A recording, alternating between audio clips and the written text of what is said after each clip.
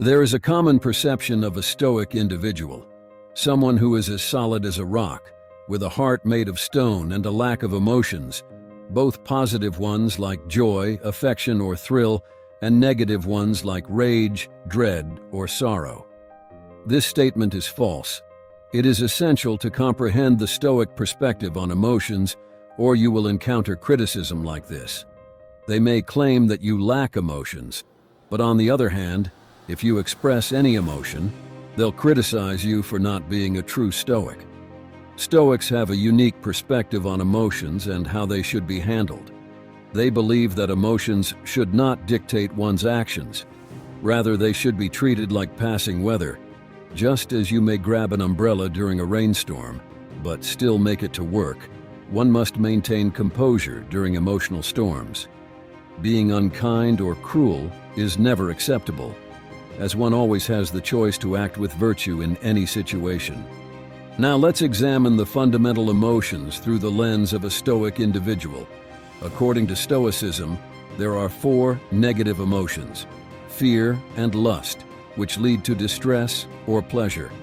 We fear not attaining our desires, and we experience distress when they are unfulfilled, but feel pleasure when we achieve them. Similarly, we crave things and feel pleasure upon obtaining them, but experience distress if we fail to do so.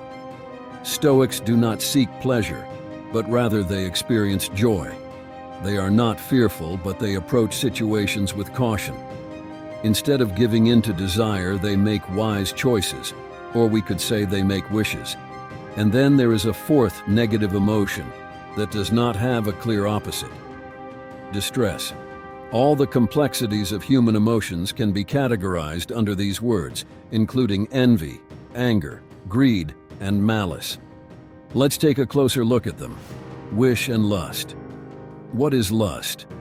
It can be described as the irrational craving for something believed to be beneficial. This can include greed, which is a desire for material possessions, or animosity, which is a desire for revenge. These things can deplete our energy and motivate us towards unproductive behavior. What about wish? Lust promises that possessions will bring happiness, but wish suggests that having these things would be nice. But true contentment does not rely on them. Do you understand the difference? It's a shift in mindset. Wish allows for wise decisions to be made. Caution and fear. The feeling of fear stems from the expectation of something that is seen as negative or dangerous. It is a reaction to the possibility of future harm or loss. The Stoics believed that fear comes from the misconception that external circumstances have the power to impact our inner peace and moral character. It disturbs our current state of contentment because there is a chance it could be taken away in the future. It's important to be cautious in life since it can be full of unexpected challenges. Like a minefield, we should approach the world with consciousness, but not fearfulness.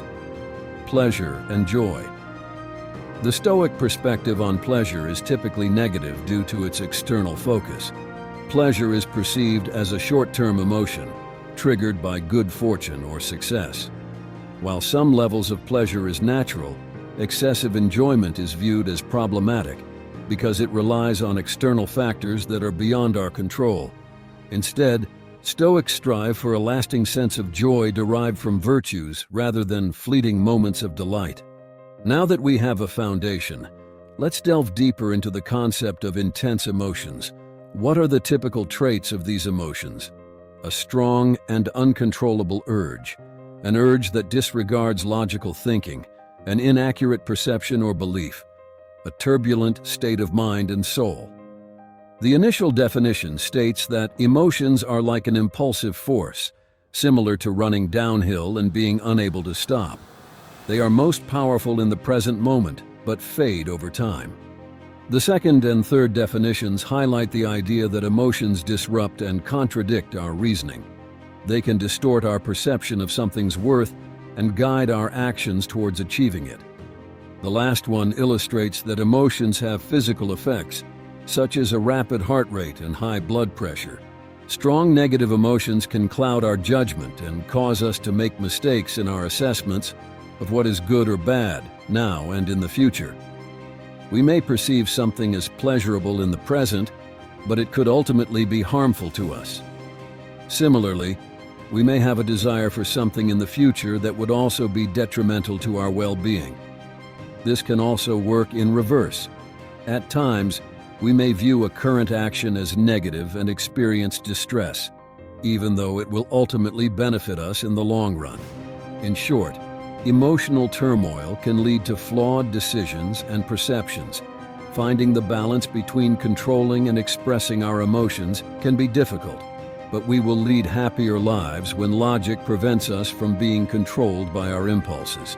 The topics of our conversation were focused on controlling excessive emotions and banishing negative ones, both of which require a lot of effort and self-awareness. It's important to remember that even the wisest of us may struggle with these practices, and that's okay. Failure is part of the journey towards emotional balance. Stoicism is not about suppressing or hiding our emotions, but about recognizing and examining them. It is about understanding the causes behind our emotions and learning to redirect them for our own benefit. Our emotions are like an inner world, and we must learn to control them before they control us. We don't need to ignore or destroy our emotions, but rather understand and manage them. They may rage and roar, but we still have the power to choose how we act. Stoicism does not aim to eliminate all emotions, but to prevent them from overwhelming us. It is recommended to understand emotions, as it leads to better control over them. This concept is known as emotional awareness, and there are many resources available, including books and classes that teach how to achieve it. However, that is not the focus of this video. Instead, I encourage you to take some time to sit with your feelings, even though it may be difficult. It's not easy to confront chronic illness, narcissistic parents, or poverty, but you can't let these things dictate your life. It's important to take action, a fundamental principle of Stoicism and a key teaching of Epictetus.